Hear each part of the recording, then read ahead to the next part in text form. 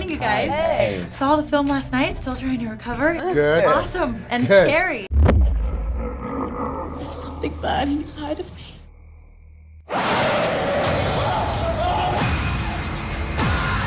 And I'd love to know, what was y'all's initial reaction to the script and what drew you to the films, respectively?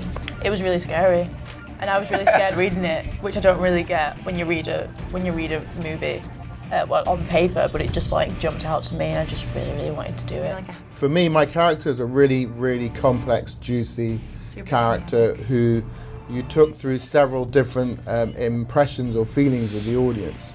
And then, you know, you start off as this sort of reasonable man and you end up as this sort of totally crazy, nutty scientist at the end. Don't look into her eyes. Don't say anything to her. She's very dangerous. What isn't appealing about that?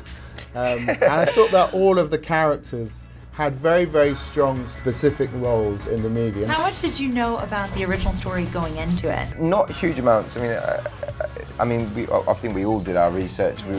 We sort of had a 2-week sort of rehearsal period to begin with, and we all kind of discussed the original experiment. So you talk about discussing it. What was that collaborative process like between you guys and the director and the writers? Can you talk a little bit about what that was like? We had a lot of opportunities beforehand. We got to know each other. Yeah. We got to work with John. We got to pitch ideas. We got to, there's little rewrites that went on. Yeah. But yeah, it was very, right across the board, it was non-stop a very collaborative experience, if you know what I mean. So I think that was, again, very attractive for all of us, kind of when you meet a director who's open to new ideas and is like, you know, he's an open book. He kind of welcomed, he welcomed like and our he pitched in.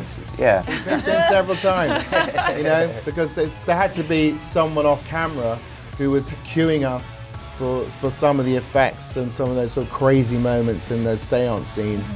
And, you know, he stepped in fearlessly. He definitely stepped up, yeah. And, you know, he tried to supply all the passion and the emotion behind the terror. He'd also fill in for your role sometimes and try and do your accent. Hello. The 70s setting, how do you feel like that enhanced or added an extra element to the eeriness? Because, you know, it's not gory, it's like you jump. You get in this really creepy environment. How do you think the time and place enhanced that? I think that the lack of technology back in those days, you know, the fact that we don't have mobile phones, we can't tweet our friends. Pokes. You know what I mean? I think it makes for like the lack of communication, and the fact that we are kind of isolated completely in the middle of nowhere adds to the real drama, you know, of and I just think, I don't know, there's something about being in the 70s, there's something about that era that is sort of so far back that it kind of feels quite, I don't know, spooky.